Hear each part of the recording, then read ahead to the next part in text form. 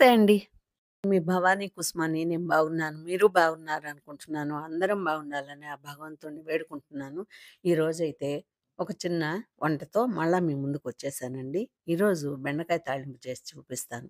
ఈరోజైతే మా ఇంట్లో బెండకాయ తాళింపు అంటే బెండకాయ వేపుడు, రసం, నిన్న చేసిన పుదీనా పచ్చడి. ఈ మూడేనండి. ఇంకేం చేయలేదు. కాబట్టి ఈరోజు బెండకాయ వేపుడు పెడతాను. మళ్ళా ఒకరోజు రసం పెడతానండి. అంటే చారు. ఒక్కొక్క ఏరియాలో చారు అంటారు గదండీ! ఒక్కో ఏరియాలో రసం అంటారు. టమాటా రసం పెట్టాను. బెండకాయ వేపుడు చేశాను.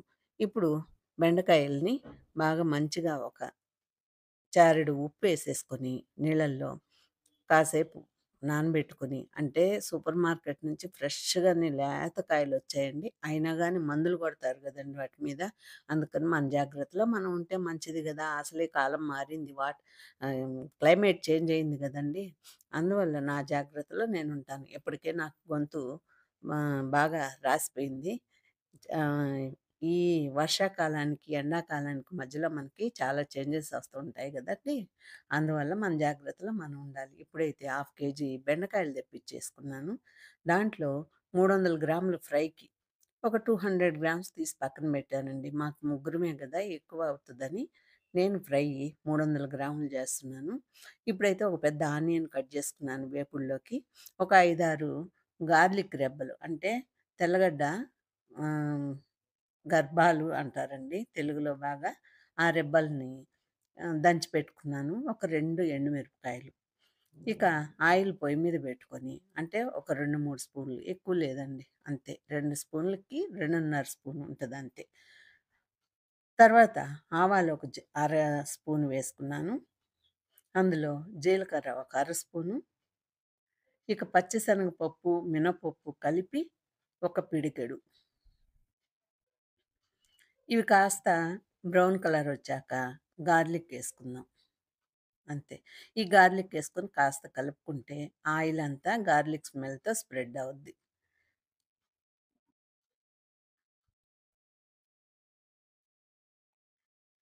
ఇది నేనెప్పుడు చెప్పినట్టుగానే పిల్లలకి అన్నట్టుగానే చెప్తుంటానండి.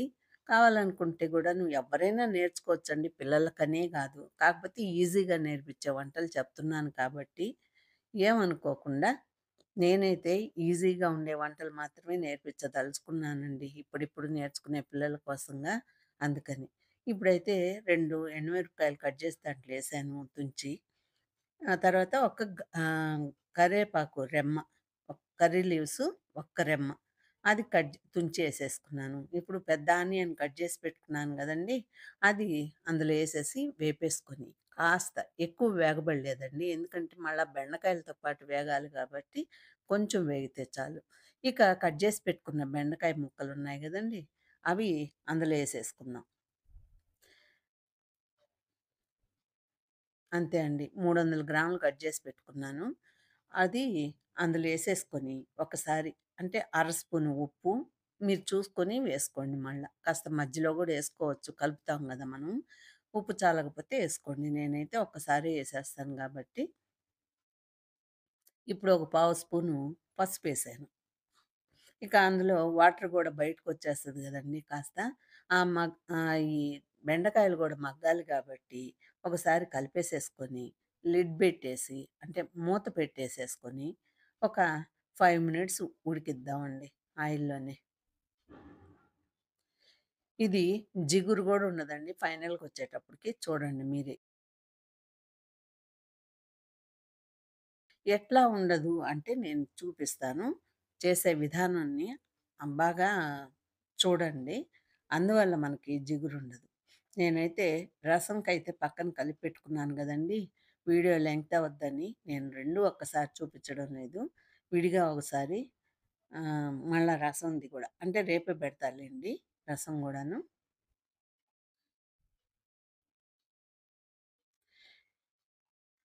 ఇప్పుడైతే అంటే కాంబినేషన్స్ కోసంగా 2 ఒకేసారి గూడా పెట్టొచ్చు. కానీ వీడియో కోసంగా చెక్ జేసుకోవాలంటే బెండకాయ ఫ్రై అంటే రావాలి గదండీ! ఈ 2 కలిసున్నందువల్ల రావని విడివిడిగా పెడుతున్నాను. ఇప్పుడైతే ఫైనల్‌గా మిరప్పొడేసేసానండి. Half spoon మిరప్పొడేసేసి కలిపేసుకున్నాను. ఇది ఎందుకు చెప్పానంటే, ఫస్ట్ ఒక్కసారి మనం 5 మినిట్స్ లిడ్ పెట్టుకొని వేయించుకోవాలి. తర్వాత మళ్ళా ఒకసారి కలిపేసి, మళ్ళా లిడ్ బెట్టుకొని, సిమ్‌లో బెట్టుకొని ఉడికించుకోవాలి. ఫైనల్‌గా థర్డ్ టైము మూత తీసేసి పూర్తిగా వేయించుకోవాలి తడంతా అయిపోయేదాకా. ఇంకంతేనండి. లాస్ట్ ఇంక దించబోయే ముందు మిరప్పొడేసేసుకొని దించేద్దాం. ఈజీ అండి. చాలా ఈజీ. ప్రతి ఒక్కరూ నేర్చుకోగలరు. ప్రతి ఒక్కరు చేసుకొని తిని ఆనందించగలరని ఆశిస్తున్నాను. ఈ రోజుకైతే నా వీడియో ఇంతేనండి. నచ్చితే ఒక లైక్ జేసి, షేర్ జేసి, కామెంట్ పెట్టండి. ఈ రోజుకైతే ఉంటాను. మళ్ళా కలుస్తాను.